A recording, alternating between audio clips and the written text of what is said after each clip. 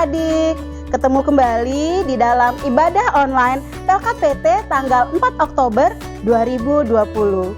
Adik-adik, sebelum kita masuk ke dalam ibadah, Kak Moren mempersilakan adik-adik untuk bersaat teduh sejenak, mempersiapkan hati dan pikiran agar kita siap mendengarkan firman Tuhan dan siap beribadah.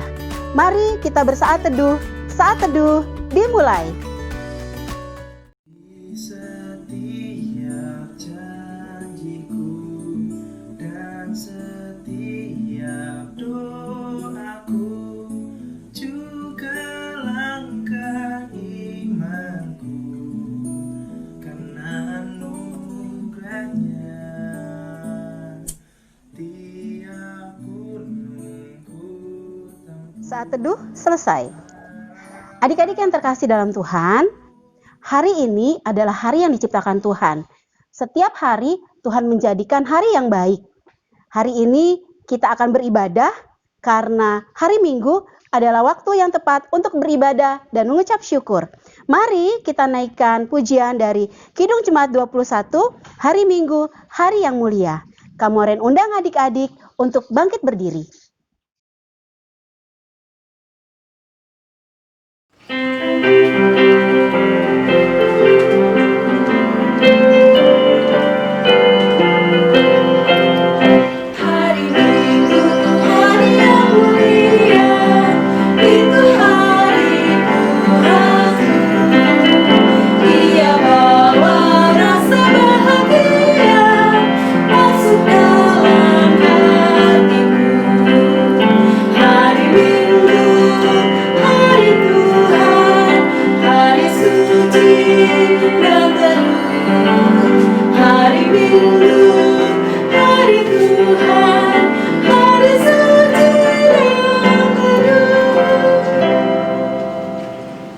Adik-adik silakan duduk kembali.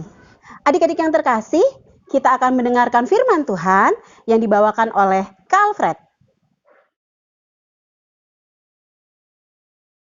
Adik-adik, mari kita bersatu di dalam doa. Tuhan Yesus, kami sungguh mengucap syukur dan berterima kasih untuk hari yang baru yang kembali Tuhan berikan kepada kami, di mana kami masih diberikan kesempatan untuk beribadah kembali kepada Tuhan, walaupun secara online. Terima kasih Tuhan, sebagai ungkapan syukur kami telah memuji nama Tuhan, dan sebentar kami akan mendengarkan firman Tuhan. Biarlah Tuhan memberikan kami hikmat, sehingga kami boleh mengerti apa yang Tuhan inginkan untuk kami perbuat. Tuhan Yesus juga memberkati hamba-Mu yang akan menyampaikannya. Biarlah apa yang hamba sampaikan ini semuanya berasal daripada Tuhan dan menjadi berkat dalam kehidupan kami hari lepas hari. Berfirmanlah ya Allah, karena kami siap untuk mendengar. Di dalam nama Yesus Kristus kami mengucap syukur dan berdoa. Amin. Ya, adik-adik, kita akan masuk ke dalam pembacaan Alkitab. Siapkan Alkitabnya adik-adik. Dan pembacaan Alkitab hari ini akan dibacakan oleh Ludwig Simangunsong dari Dwi 2. Pembacaan Alkitab hari ini diambil dari Kisah Para Rasul 19 ayat 1-12. Paulus di Efesus. Ketika Apolos masih di Korintus, Paulus sudah menjelajah daerah-daerah pedalaman dan tiba di Efesus. Di situ didapatinya beberapa orang murid. Katanya kepada mereka, "Sudahkah kamu menerima Roh Kudus ketika kamu menjadi percaya?" Akan tetapi mereka menjawab dia, "Belum. Bahkan kami belum pernah mendengar bahwa ada Roh Kudus." Lalu kata Paulus kepada mereka, "Kalau begitu, dengan baptisan manakah kamu telah dibaptis?" Jawab mereka, "Dengan baptisan Yohanes." Kata Paulus, "Baptisan Yohanes adalah pembaptisan orang yang telah bertobat." Dan ia berkata kepada orang banyak, bahwa mereka harus percaya kepada Dia yang datang kemudian daripadanya, yaitu Yesus. Ketika mereka mendengar hal itu, mereka memberi diri mereka dibaptis dalam nama Tuhan Yesus. Dan ketika Paulus menumpangkan tangan di atas mereka, turunlah Roh Kudus ke atas mereka, dan mulailah mereka berkata-kata dalam bahasa roh dan bernubuat. Jumlah mereka adalah kira-kira 12 orang. Selama 3 bulan Paulus mengunjungi rumah ibadat di situ dan mengajar dengan berani. Oleh pemberitaannya, ia berusaha meyakinkan tentang kerajaan Allah. Tetapi ada beberapa orang yang tegar hatinya. Mereka tidak mau diyakinkan, malahan mengumpat jalan Tuhan di depan orang banyak. Karena itu, Paulus meninggalkan mereka dan memisahkan murid-muridnya dari mereka, dan setiap hari berbicara di ruang kuliah Tiranus. Hal ini dilakukannya 2 tahun lamanya, sehingga semua penduduk Asia mendengar firman Tuhan, baik orang Yahudi maupun orang Yunani. Oleh Paulus, Allah mengadakan mujizat-mujizat yang luar biasa.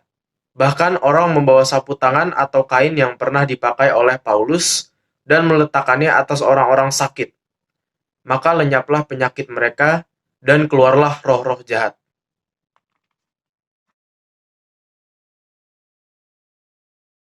Ya, adik-adik, kita telah membaca firman Tuhan. Firman Tuhan pada pagi hari ini bertemakan apapun tantangannya, teruslah memberitakan Injil. Adik-adik tahu siapa penulis kitab Kisah Para Rasul? Ya, benar. Penulis kitab Kisah Para Rasul adalah Lukas. Kisah Para Rasul, kalau adik-adik baca dari pasal pertama sampai yang terakhir, itu menceritakan bagaimana para rasul dan murid-murid Yesus begitu bersemangat di dalam mengabarkan Injil. Nah, apa yang kita baca pada pagi hari ini menceritakan satu tokoh, yaitu Paulus. Adik-adik pasti tahu siapa itu Paulus. Benar, Paulus dulunya adalah Saulus. Dia adalah seorang Farisi yang taat. Dia berasal dari suku Benyamin. Dia lahir di Tarsus. Tarsus itu adalah sebuah kota yang menjadi pusat pendidikan pada saat itu. Dia seorang terkemuka dan dia seorang yang dididik, ya, sangat dididik ketat, ya, tentang agama Yahudi. Dia juga terkenal menjadi seorang pemimpin yang menganiaya orang Kristen pada saat itu. Dan perubahan yang sangat luar biasa dari diri Paulus adalah ketika dia berjalan menuju ke kota Damsyik, dia mengalami suatu peristiwa yang mengubah hidupnya. Dari seorang penganiaya jemaat Kristen menjadi seorang pemberita, pekabar Injil. Mengalami perjumpaan dengan Kristus, hal inilah yang membuat dia mengalami perubahan di dalam hidupnya. Satu catatan adik-adik, ketika Tuhan berkehendak, maka tiada yang mustahil bagi semua orang untuk mengalami perubahan dalam hidupnya. Yang kedua, adik-adik, pembacaan Alkitab ini terjadi di sebuah kota yang bernama Efesus. Efesus merupakan kota yang terpenting di provinsi Roma. Ada di sebuah wilayah Asia di pantai barat Turki, ya, pada saat ini. Efesus ini merupakan pusat perdagangan, ya. Berarti kalau bisa dilukiskan, kota ini sangat ramai, dikunjungi oleh berbagai macam orang. Dan di Efesus ini juga terkenal ada satu patung berhala wanita yang bernama Artemis. Begitu terkenalnya patung Artemis ini. Nah, adik-adik, Rasul Paulus memberitakan Injil ke kota Efesus. Dan di sana menemui 2 orang murid. Ya. Kita bisa lihat di ayat yang kedua. Ya. Ketika Paulus bertemu dengan 2 orang murid di kota Efesus, Paulus bertanya, "Sudahkah kamu menerima Roh Kudus ketika kamu menjadi percaya?" Jawab 2 orang murid ini berkata, "Belum, bahkan kami belum pernah mendengar bahwa ada Roh Kudus." Lalu kata Paulus kepada mereka, "Kalau begitu dengan baptisan manakah kamu telah dibaptis?" Jawab mereka, "Dengan baptisan Yohanes." Kata Paulus, baptisan Yohanes adalah baptisan pertobatan. Nah, adik-adik, di pembacaan firman Tuhan dari Kisah Para Rasul 19 ayat 1 sampai 12, ada satu hal yang menarik yang bisa didapat, yaitu pentingnya Roh Kudus dalam kehidupan orang percaya. Kita bisa lihat di ayat yang kedua di pasal 19 ini. Ada pertanyaan Paulus kepada dua orang murid yang ditemuinya di kota Efesus.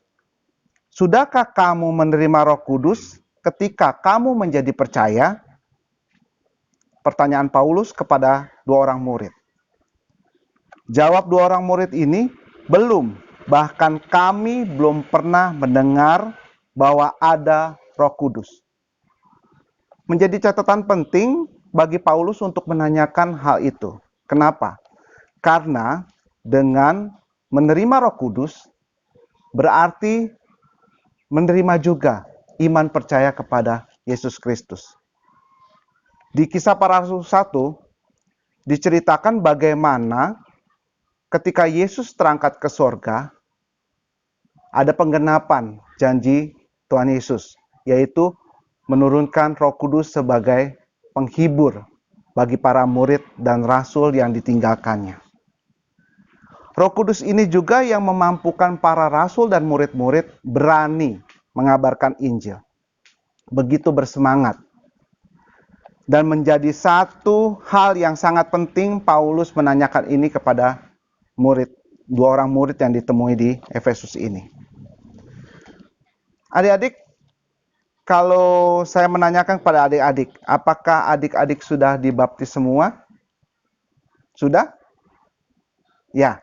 Saya yakin adik-adik semua sudah menerima baptisan. Mungkin kalau ada yang belum menerima baptisan, bisa tanyakan kepada orang tua kalian, kapan saya dibaptis? Kenapa begitu pentingnya baptisan? Karena baptisan adalah materai Allah, ya, yang menandakan bahwa kita ini milik Allah, menerima keselamatan daripada Allah. Karena di dalam baptisan itu ada 3 nama adik-adik yang disebutkan, dalam nama Bapa, Anak, dan Roh Kudus. Ya, adik-adik, kembali kepada firman Tuhan. Mengapa sebagai orang Kristen, sebagai turunan Kristen, begitu penting untuk memberitakan Injil? Ya, memberitakan Injil, memberitakan kabar keselamatan sangat penting karena keselamatan itu ya disediakan Allah bagi semua orang. Ya, di dalam Yohanes 3 ayat 16 dikatakan, karena begitu besar kasih Allah akan dunia ini, maka ia mengaruniakan anak yang tunggal, supaya barang siapa yang percaya, tidak akan binasa, melainkan beroleh hidup yang kekal. Keselamatan yang disediakan Allah di dalam Yesus Kristus itu bersifat universal. Semua orang berhak menerimanya. Ya, jadi begitu pentingnya ya kita sebagai turunan Kristen, sebagai orang Kristen untuk mengabarkan keselamatan itu. Ya. Lebih jelas lagi ada di Matius 28 ayat 19 sampai 20. Karena itu pergilah, jadikanlah semua bangsa muridku dan baptislah mereka dalam nama Bapa, Anak, dan Roh Kudus. Dan ajarlah mereka melakukan segala sesuatu yang telah kuperintahkan kepadamu, dan ketahuilah aku menyertai kamu senantiasa sampai kepada akhir zaman. Amanat agung Tuhan Yesus. Pergilah, jadikanlah semua bangsa muridku. Kalau ditanya, wajib nggak sih? Ya, saya sebagai turunan Kristen, sebagai orang Kristen mengabarkan Injil, wajib. Ya, karena apa? Karena kasih Allah yang akan dunia ini, ya, semua berhak untuk menerima keselamatan. Jadi melalui siapa? Melalui kita, pribadi-pribadi yang sudah menerima Kristus, menyampaikan kebenaran itu kepada orang yang belum mendengar keselamatan di dalam Kristus. Adik-adik, apakah hanya seperti Paulus menjadi seorang pengajar mengabarkan Injil?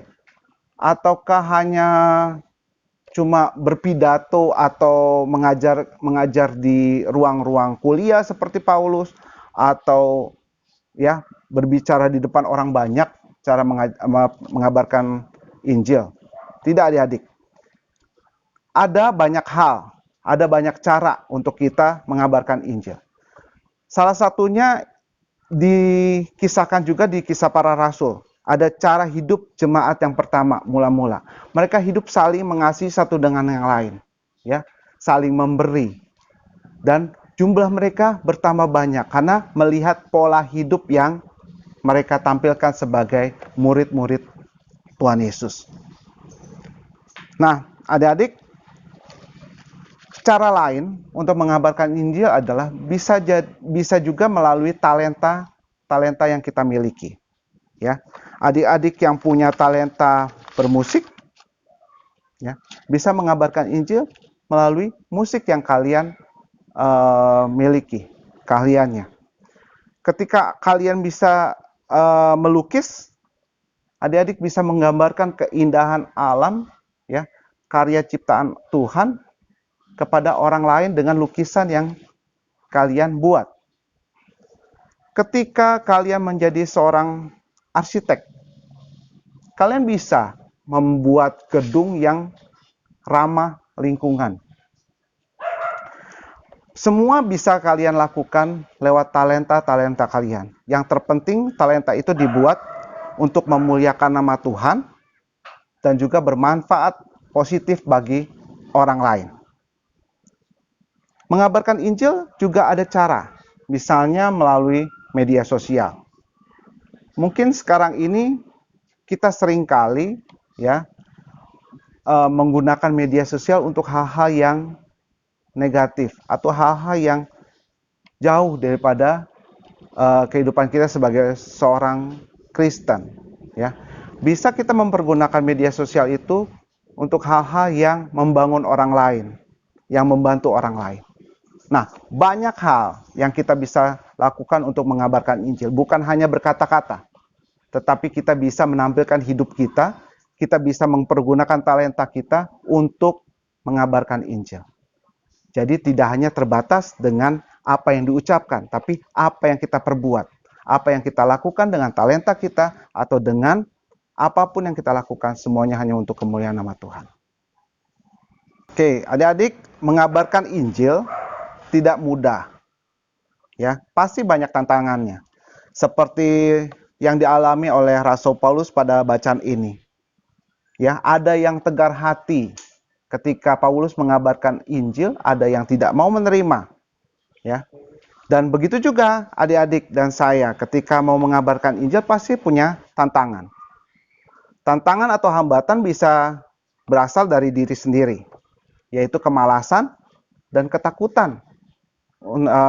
Bisa karena ketakutan, takut, ya, ditolak sama dijauhi oleh teman. Malas belajar sehingga tidak berani untuk mengungkapkan kebenaran. Malas belajar firman Tuhan, malas belajar untuk mengetahui hal-hal yang tentang apa yang diceritakan oleh firman Tuhan di dalam Alkitab, sehingga tidak berani menyampaikan kebenaran kepada orang lain. Ya, itu faktor internal. Kalau faktor eksternal, ya tadi penolakan dari orang, dari teman-teman kita. Ketika kita mengabarkan kebenaran, ya, mengabarkan Injil, pasti ada yang tidak suka, ya. Tetapi firman Tuhan pada pagi hari ini menguatkan kita. Roh Kudus yang memampukan kita untuk menjadi berani menyatakan kebenaran dalam kehidupan kita. Apapun yang adik-adik lakukan, ya, untuk kemuliaan nama Tuhan, jangan takut. Kenapa? Karena adik-adik sudah menerima Roh Kudus dalam diri adik-adik. Itu yang akan memampukan adik-adik untuk berani mengabarkan kebenaran di dalam Tuhan Yesus. Ya.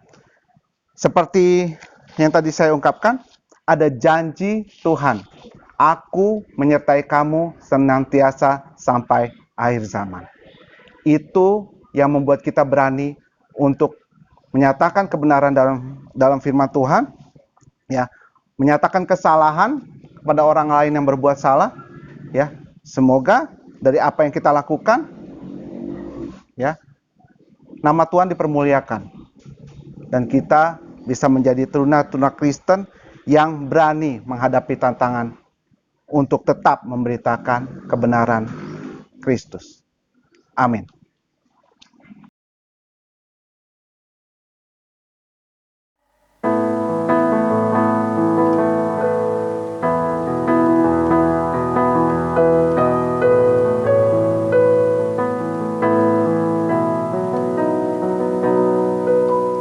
Kau hiasi kehidupanku dengan kemurahan-Mu.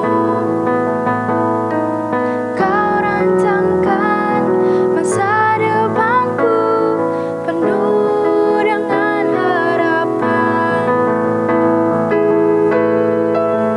Aku ada saat ini semuanya karena kasih-Mu.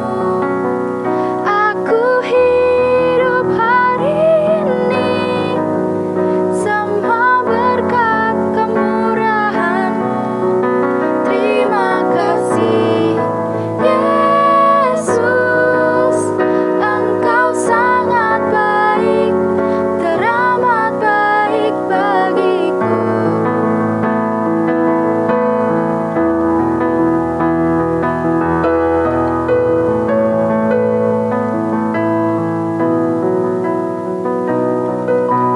Kau hiasi kehidupanku dengan kemurahan-Mu.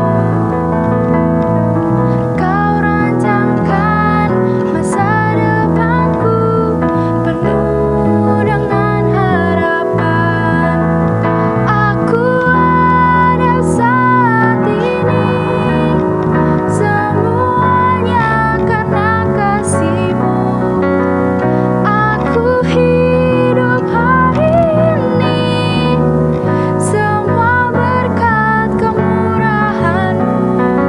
Terima kasih Yesus, Engkau sangat baik, teramat baik bagiku.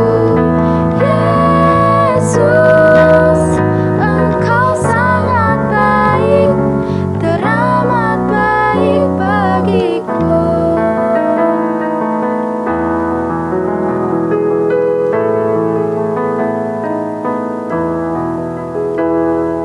Kau hiasi kehidupanku dengan kemurahan-Mu.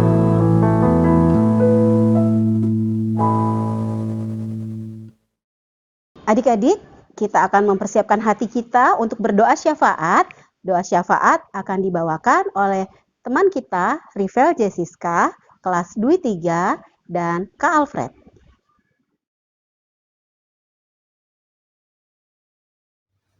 Marilah kita berdoa. Ya Tuhan kami Yesus Kristus, tidak henti-hentinya kami ucap syukur atas berkat dan penyertaan yang telah Kau berikan kepada kami. Di Kau masih memberikan kami nafas kehidupan sampai pada hari ini ya Tuhan. Pada hari ini kami ingin berdoa untuk kedua orang tua kami. Lindungilah dan berkatilah mereka dimanapun mereka berada ya Tuhan. Berikanlah kesehatan kepada mereka ya Tuhan. Dan kami mohon kepadamu pula, lindungilah mereka dan perjalanan mereka ke tempat kerja ya Tuhan. Kami ingin berdoa pula untuk sekolah kami. Bantulah kami untuk mengerti apa yang diajarkan oleh guru-guru kami untuk bekal kami di masa depan nanti. Kami ingin berdoa pula untuk guru-guru kami. Lindungilah dan berkatilah mereka ya Tuhan. Jauhkanlah mereka dari berbagai masalah dan mara bahaya. Dan berikanlah mereka kesehatan. Ya Tuhan kami, inilah doa kami. Mohon kepadamu ya Tuhan, dengarkanlah doa anak-Mu ini. Dan peran Kristus, Tuhan kami. Haleluya. Terima kasih Tuhan untuk firman-Mu yang kami renungkan pada pagi hari ini. Kami boleh kembali diingatkan untuk kami berani mengabarkan kebenaran Injil. Apapun yang menjadi tantangan dalam kehidupan kami masing-masing, kami boleh meyakini bahwa Roh Kudus yang ada dalam diri kami, itu semua yang akan memampukan kami dan mengobarkan semangat kami untuk tetap mengabarkan kebenaran Tuhan. Terima kasih untuk setiap firman yang boleh kami dengar. Pada saat ini Tuhan, di dalam syafaat kami ini, kami juga mau berdoa untuk bangsa dan negara kami, bangsa Indonesia, bersyukur untuk bangsa Indonesia yang boleh Engkau berikan kepada kami. Kami berdoa Tuhan untuk pemerintahan yang ada dari pemerintahan pusat maupun sampai daerah Tuhan. Kami berdoa Tuhan biarlah setiap pemerintah yang boleh bertugas semuanya Engkau memberikan hikmat kepada mereka satu persatu Tuhan, sehingga bangsa kami ini boleh mengalami kemajuan yang pesat di dalam setiap sisi kehidupan yang ada di negara kami ini Tuhan. Kami berdoa Tuhan untuk permasalahan yang terjadi pada masa pandemi COVID-19 ini Tuhan. Kami berdoa untuk segala upaya yang dilakukan oleh pemerintah untuk menanggulangi pandemi ini. Biarlah Tuhan berkati, Tuhan berikan setiap pemerintah kami jalan keluar untuk mengatasi semuanya ini Tuhan. Kami berdoa Tuhan untuk setiap lini petugas kesehatan yang ada, biarlah Tuhan juga memberikan kekuatan kesehatan kepada mereka sehingga mereka tetap sehat dan tetap mampu untuk melakukan tugas mereka sebagai dokter maupun suster maupun segala aparat kesehatan yang ada Tuhan. Kami juga berdoa untuk masyarakat Indonesia Tuhan, biarlah dengan bijaksana boleh mentaati setiap peraturan di masa pandemi ini sehingga pandemi ini boleh cepat berlalu di dunia ini, khususnya di Indonesia Tuhan. Pada saat ini juga Tuhan kami bersyukur untuk persekutuan teruna yang boleh tetap Tuhan adakan. Walaupun kami tidak dapat bertemu secara tatap muka, secara fisik Tuhan, kami boleh tetap melayani adik-adik teruna kami melalui online. Biar Tuhan berkati setiap pelayan-pelayan yang ada hingga pada saat ini untuk tetap setia melayani adik-adik kami. Dan kami juga berdoa untuk setiap adik-adik kami yang ada di rumah masing-masing pada saat ini dengan segala kondisi yang mereka alami saat ini. Biar Tuhan juga memberkati setiap kehidupan adik-adik teruna kami di keluarga mereka maupun di sekolah online mereka. Tuhan Yesus, inilah syafaat kami yang kami panjatkan hanya di dalam satu nama yang kudus, Tuhan Yesus Kristus yang adalah Tuhan Juru Selamat kami yang hidup, yang telah mengajar kami berdoa sempurna. Bapa kami di dalam surga, dikuduskanlah kiranya namamu, datanglah kerajaan-Mu, jadilah kehendak-Mu di bumi seperti di surga. Berikanlah kami pada hari ini makanan kami yang secukupnya, dan ampunlah kami akan kesalahan kami, seperti kami juga mengampuni orang yang bersalah kepada kami. Dan jangan membawa kami ke dalam pencobaan, tetapi lepaskanlah kami daripada yang jahat. Karena Engkaulah yang empunya kerajaan dan kuasa dan kemuliaan sampai selama-lamanya. Amin.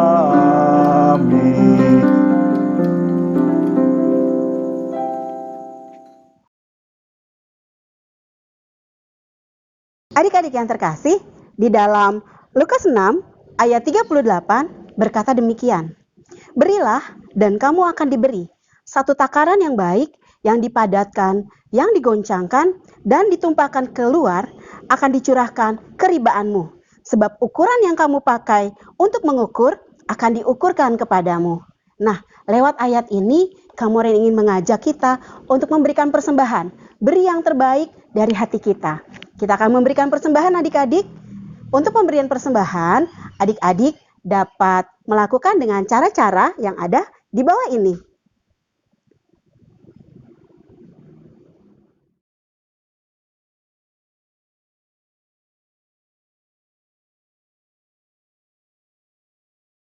Adik-adik yang terkasih, kita sudah di ujung ibadah kita. Sebelum kita mengakhiri ibadah kita, Kamoren ingin mengingatkan kembali firman Tuhan yang tadi dibawakan oleh Kak Alfred. Sebagai anak-anak Kristus, kita harus tetap mewartakan Injil Kristus dimanapun kita ditempatkan. Mari kita menaikkan pujian dari Gita Bakti 121 ayat yang pertama. Hai pergi dan wartakan Injil Kristus.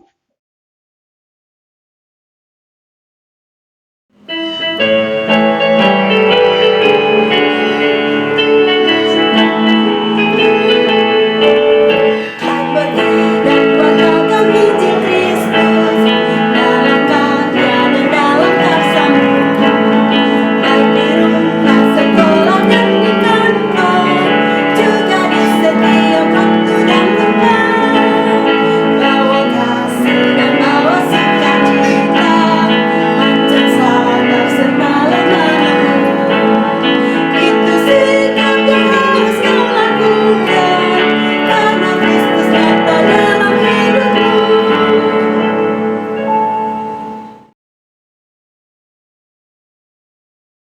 Adik-adik, apapun tantangannya, berani mengabarkan kebenaran Injil Tuhan. Karena Roh Kudus yang akan memampukan semuanya. Terimalah berkat Tuhan. Kasih karunia Tuhan Yesus Kristus dan kasih Allah dan persekutuan Roh Kudus menyertai kita sekalian.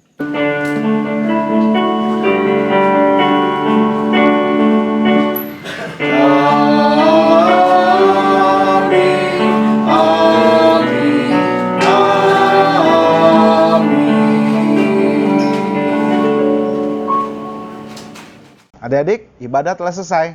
Kak Moren, Kak Alfred, dan seluruh kakak-kakak ingin mengingatkan tetap patuhi protokol kesehatan dan tetap semangat sekolah online-nya ya. Sampai jumpa di ibadah minggu depan. Selamat hari Minggu. Tuhan Yesus memberkati.